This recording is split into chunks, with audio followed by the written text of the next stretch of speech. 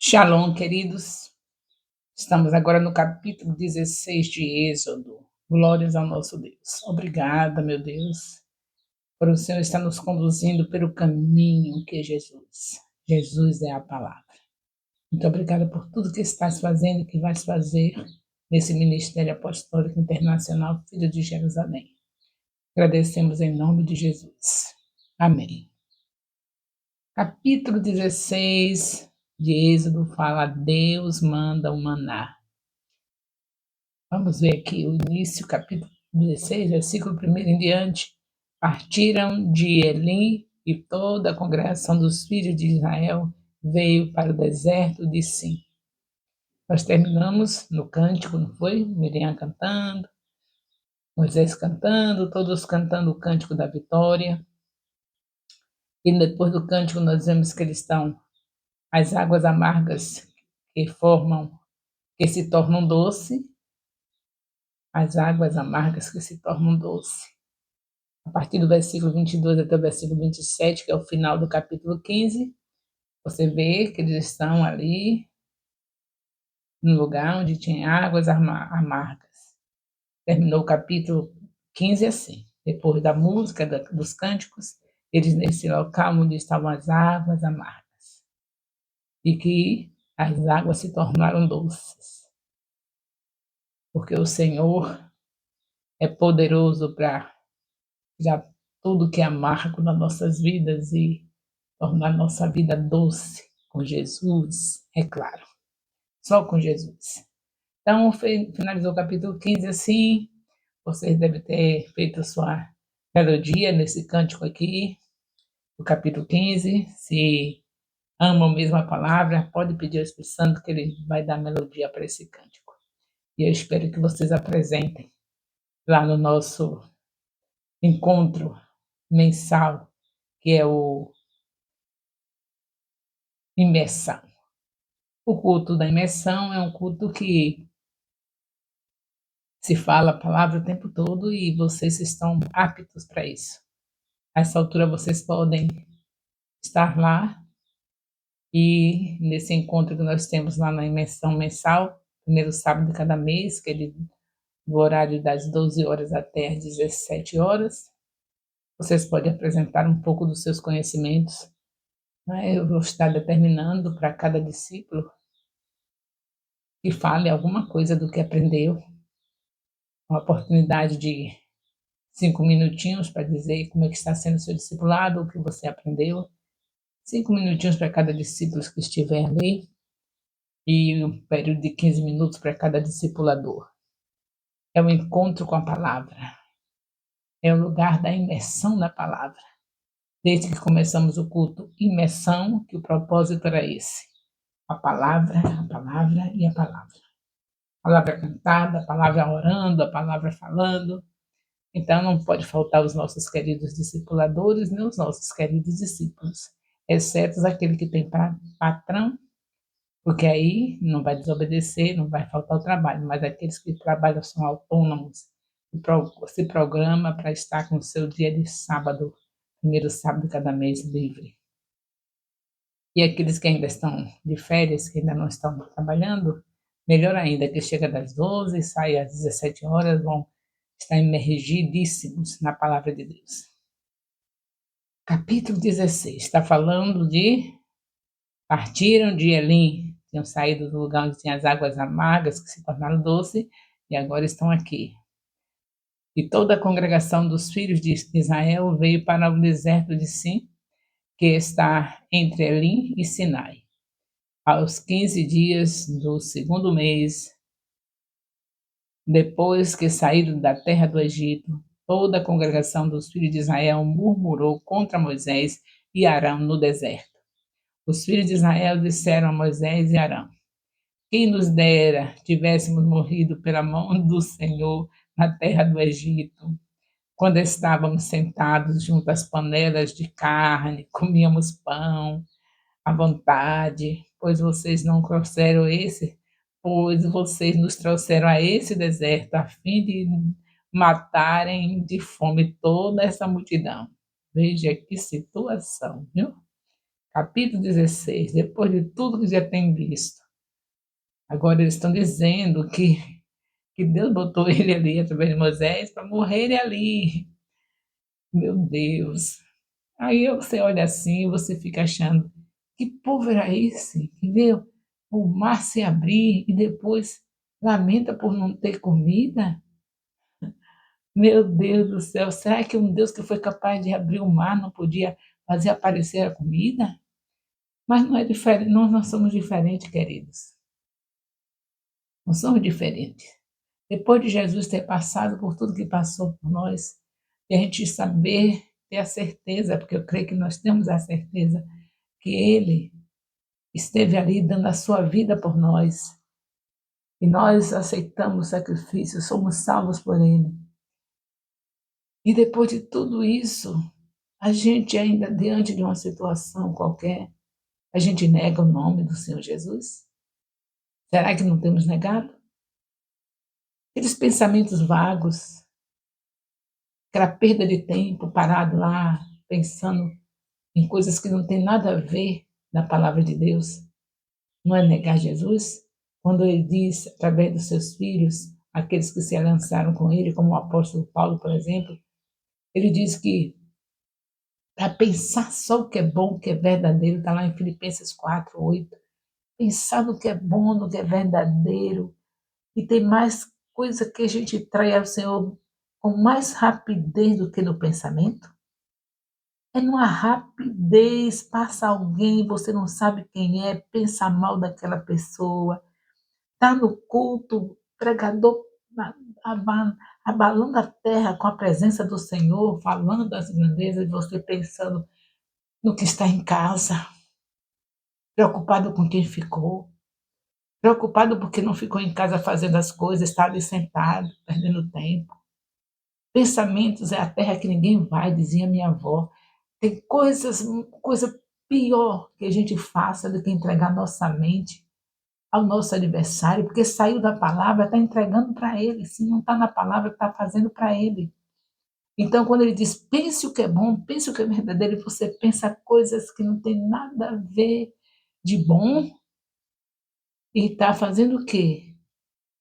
Traindo o Senhor Jesus, negando o sacrifício dele, negando tudo quanto ele fez, que não foi somente naquela cruz, mas desde Gênesis a Malaquias, todo o propósito de Deus foi apontar Jesus, e a gente faz isso. Então a gente está achando aqui, não é? Meu Deus, que povo é esse? Depois de tudo isso, esse povo ainda faz isso? Pois é. E nós, que nós nos arrependamos, porque nós fazemos igualzinho dentro de outro contexto, mas é justamente negando, murmurando, murmurando até no pensamento, murmurando de todas as maneiras, até nas atitudes. Em nome de Jesus, que seja cancelada essa obra maligna na vida dos filhos de Deus, aliançados pelo sangue do Senhor Jesus. Que nós estejamos sempre dando, mostrando para as pessoas a razão da nossa fé. A razão da nossa fé é de Gênesis a Apocalipse. O Senhor Jesus prometido e o Senhor Jesus vindo, chegando e dando a sua vida por nós. Essa é a razão da nossa fé. A Bíblia toda fala dele. Então é isso que nós vemos aqui. Então Moisés e Arão disseram a todos os filhos de Israel. Já estou no versículo 6 para acelerar. Capítulo 16, versículo 6. Então Moisés e Arão disseram a todos os filhos de Israel: hoje à tarde vocês saberão que o Senhor que tirou vocês da terra do Egito, pela manhã vocês verão a glória do Senhor, porque ele ouviu as murmurações de vocês contra o Senhor, pois quem somos nós para que vocês fiquem murmurando contra nós? Estavam murmurando contra Moisés, mas se tu murmurar por aqui contra o líder, está murmurando contra Deus, porque o líder é representante de Deus, e Moisés recebe de Deus a orientação para falar, e fala para eles isso. Moisés continuou: isso acontecerá quando o Senhor à tarde lhes der carne para comer e pela manhã pão à vontade, porque o Senhor ouviu as murmurações com que vocês se queixam contra ele, pois quem somos nós? Vocês não estão murmurando contra nós, estão murmurando contra o Senhor. E aí, Deus manda cordonizes, aqui no versículo 11, para acelerar, Deus manda cordonizes. O Senhor disse a Moisés: Tem ouvido as murmurações dos filhos de Israel? Diga-lhes ao crepúsculo da tarde: vocês comerão carne pela manhã, vocês comerão pão à vontade, e saberão que eu sou o Senhor, seu Deus. À tarde aparecerão cordonizes e cobrirão o arraial. Pela manhã havia orvalho ao redor do arraial. E quando o orvalho que havia caído se evaporou na superfície do deserto, restava uma coisa fina, semelhante às escamas, fina como a geada sobre a terra. Quando os filhos de Israel viram aquilo, perguntaram aos outros: que é isso? Pois que subiam, pois que não sabiam o que era. Moisés respondeu: Isso é o pão que o Senhor dá a vocês para comerem. Isto é o que o Senhor ordenou, que cada um recolha o que se consegue comer, 2 litros por cabeça, segundo o número de pessoas. Cada um pegará para todos os que vivem em sua tenda. E assim fizeram os filhos de Israel, e recolheram uns mais, outros menos, uns mais, outros menos, e conforme a medida fixada. E não sobrava para quem havia recolhido muito, nem faltava para quem tinha recolhido pouco, pois cada um recolhia o quanto conseguia comer. Então Moisés disse: Ninguém deixe nada para amanhã seguinte. Eles, porém, não deram ouvido a Moisés. E alguns deixaram do maná para o amanhã seguinte, mas deu bicho e cheirava mal. E Moisés se indignou contra eles. Colhiam, colhiam-no, pois, colhiam-no, pois, manhã após manhã, cada um quanto conseguia comer, porque, vindo o calor do sol, o maná se derretia. Tudo isso para aprender a confiar, né? Se Deus diz não precisa guardar, é porque não precisa. Ele dará a cada dia seu pão. Deu para eles e dá para nós também. O povo de Israel recolhe o maná no sexto dia. Colheram ali. O povo de Israel recolhe o maná. No sexto dia, colheram ali em dobro 4 litros para cada um. E os principais da congregação vieram e contaram isso a Moisés. Ele respondeu: Isto é o que disse o Senhor.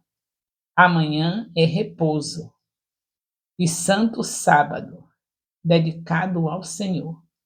O que vocês quiserem assar no forno, assem. O que vocês quiserem cozinhar em água, cozinhem.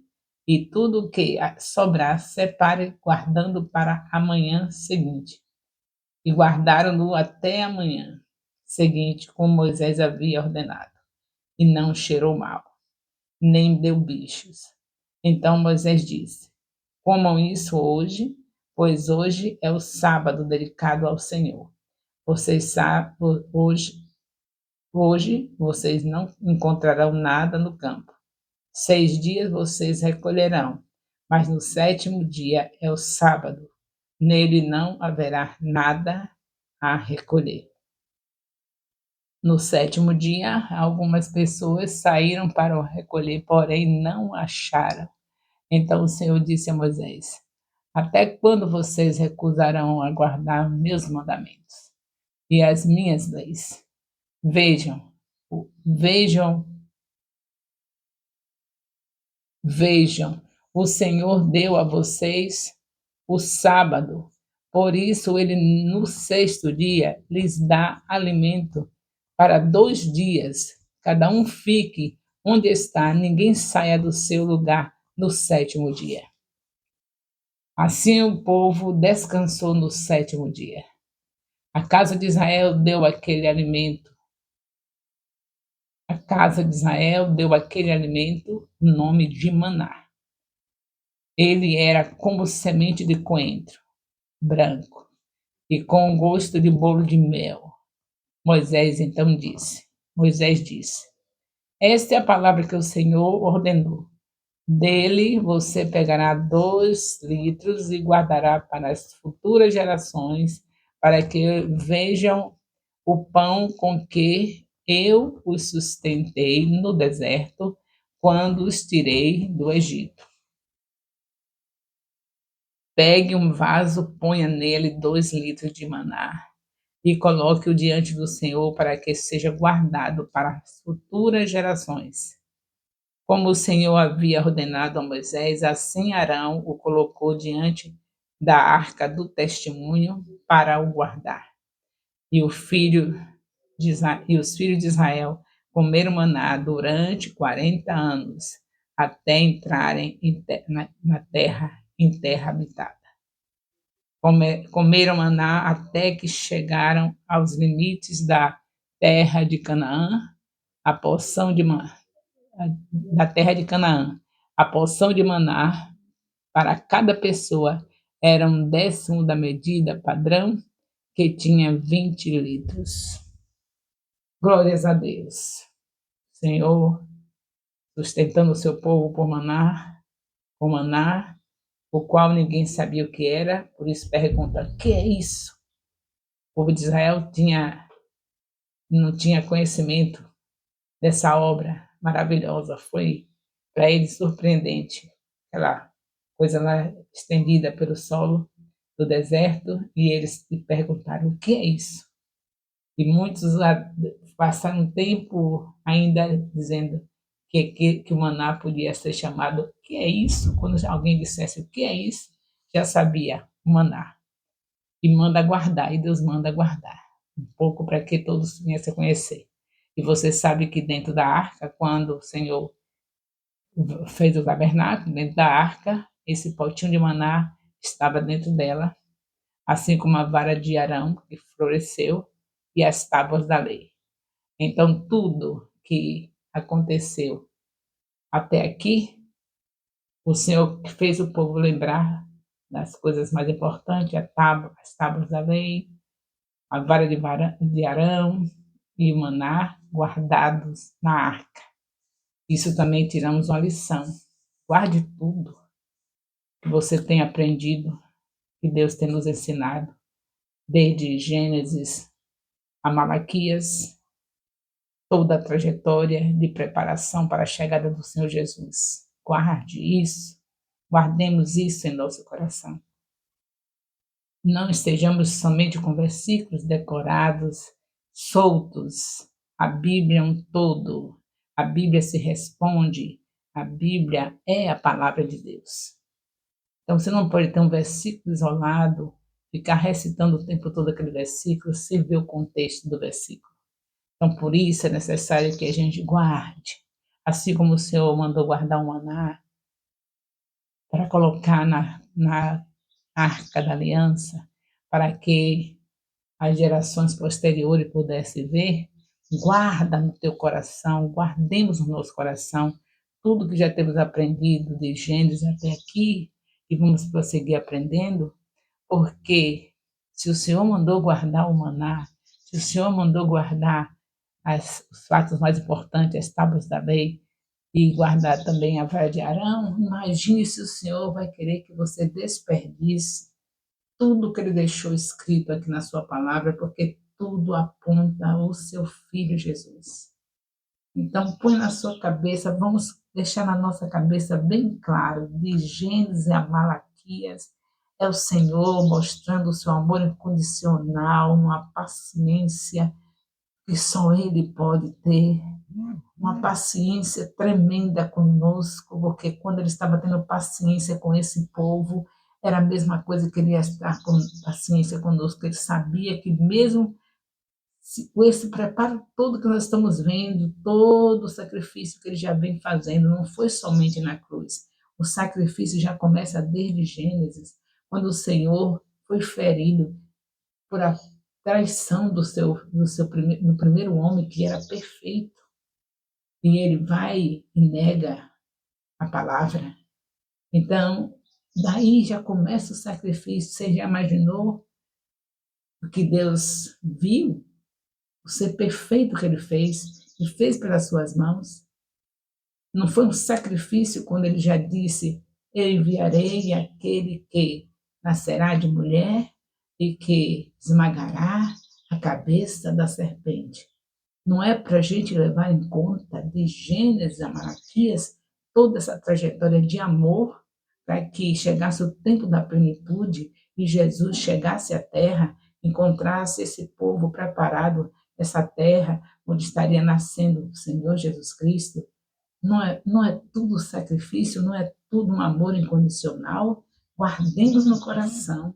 Não estejamos no discipulado simplesmente porque alguém está ordenando ter discipulado. Porque esse mandado, essa ordenança não vem de homens nem de mulheres comuns, veio do Filho de Deus. E depois de toda essa trajetória que você está vendo, ele determina, antes de sair da terra para voltar para o Pai, que deveríamos estar fazendo discípulos. Não é brincadeira, não, é coisa séria. Essa trajetória toda que estamos aqui, não é porque um homem está mandando, uma mulher está mandando, foi o Senhor Jesus que mandou para fazer discípulos. Se é para fazer discípulos, você pode fazer discípulos sem ter conhecimento de Deus? Se a gente não conhece a palavra, vai saber quem é o nosso Deus? Eu sei que até aqui, quem está prestando atenção já está notando que o amor de Deus incondicional, e o sacrifício começou em Gênesis, quando ele se depara diante de um homem que era perfeito e que trai a sua confiança, que anula a palavra que ele entregou para não comer daquele fruto. Já começa ali. Então vamos manter-nos conscientes de que toda a Bíblia é para ser vivida, é para ser amada, é para sermos amantes da palavra, é para vivermos a palavra, é para meditarmos na palavra, principalmente porque ele deixou claro, através de João, no capítulo 1, versículo 14, que Jesus é a palavra. Jesus é a palavra, não teria nada disso se não tivesse que vir Jesus. Se não tivesse que Jesus um dia nascer na terra para dar sua vida por nós, não teria nada disso escrito. Tudo isso foi em favor de Jesus, porque ele precisava ter uma história, porque ele tinha que ter um lugar especial para marcar que era o Filho de Deus. Ele tinha que ter um lugar assim.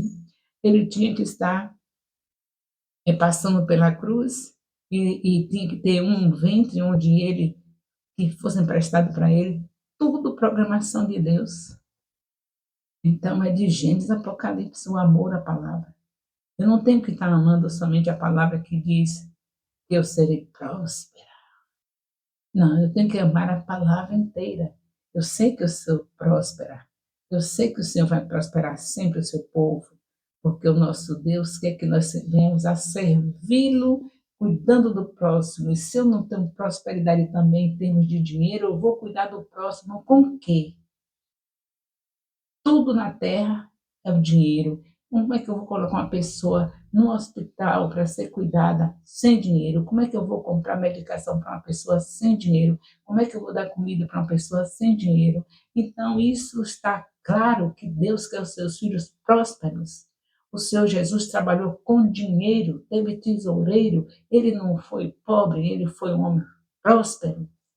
Então, eu necessito de estar realmente próspero, e Deus faz isso na minha vida, na sua vida, porque já pensou como é que um filho de Deus vê alguém largado, jogado numa calçada e não tem um centavo para tirar aquela pessoa dali, dar uma hospedagem para a pessoa, um lugar para a pessoa? Como é que pode? Então, temos que ter essa consciência. Jesus não foi um pobretão, ele ajudou a todos, ele teve condição, ele tinha tesoureiro, ele era sustentado por mulheres ricas. Se Jesus condenasse riqueza, ele não aceitaria. Dizia, não, meu pai manda do céu, tudo, pronto. Não precisa vocês me sustentarem, não. Ele foi sustentado por mulheres ricas que se converteram e que acompanharam e financiaram, fizeram tudo pelo ministério dele. Como é que nós podemos negar essa verdade? Em nome de Jesus, estejam prósperos. Faça por receber, faça alguma coisa para receber essa prosperidade. E a coisa, sabe o que é? É ser fiel à palavra. Se a gente meditar nela de dia e de noite, a gente prospera. Prospera por quê? Porque quem medita, pratica. Então você pratica o quê? Tudo que a palavra manda praticar. Manda ofertar? Então pratique. Manda dizimar? Então pratique. Manda dar primícias? Então pratique. Não pense que o Senhor anulou esses processos que estão aqui na antiga aliança. A única coisa que não pode ser repetido é matança de animais, porque Jesus já morreu de uma vez por todas, ele é o Cordeiro de Deus que tira o pecado do mundo. Mas primícia aos seus sacerdotes não é para continuar? Como que não é para continuar? Como ele vai fazer a obra se não estiver bem alimentado? E como é que vai ser alimentado? Você quer que fique caindo dinheiro dos céus? É você que sustenta. E nem é somente aqui no Antigo Testamento que fala também em Gálatas 3, Gálatas 3:6. Não estou bem lembrando, mas você depois verifica, vai saber atrás de mim, que Paulo fala aos Gálatas, que não é Gálatas 3:6 não, mas eu vou lembrar e vou passar para vocês, que os que são instruídos repartam os seus bens com quem instrui. Os que são instruídos repartam os seus bens com quem instrui. Então, está escrito. Se você dar uma olhadinha no Google, você vai ver. Os que são instruídos repartam os seus bens com quem instrui. Então, não ficou para trás nem primícia, nem dízimo, nem oferta. É tudo atual, é tudo do dia a dia. Se você medita de dia e de noite, se você medita porque acredita, então você pratica. Se pratica, vai ser próspero mesmo. Todo o processo de prosperidade está aqui dentro da Bíblia. Se você reconhecer, vai ser próspero mesmo. Mas por que vai ser próspero? Para viver para os seus deleites? Não. O Filho de Deus é próspero para abençoar o seu próximo.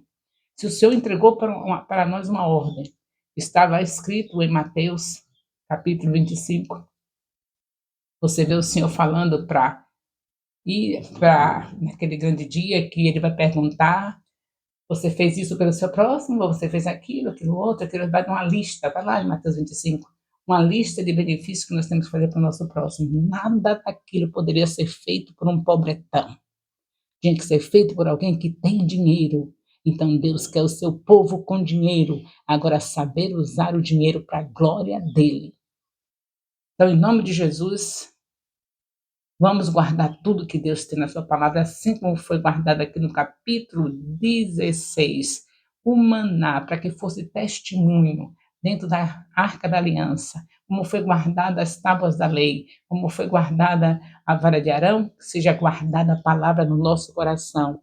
E a palavra é tudo isso que você está lendo, e tudo isso é para ser meditado, e tudo isso é para ser praticado. No nome de Jesus. Então, estamos encerrando o capítulo 16 e qualquer dúvida, não se condene. Procure a discipuladora e a discipuladora recorre a mim para que eu veja qual foi a sua dúvida, se ela não souber responder.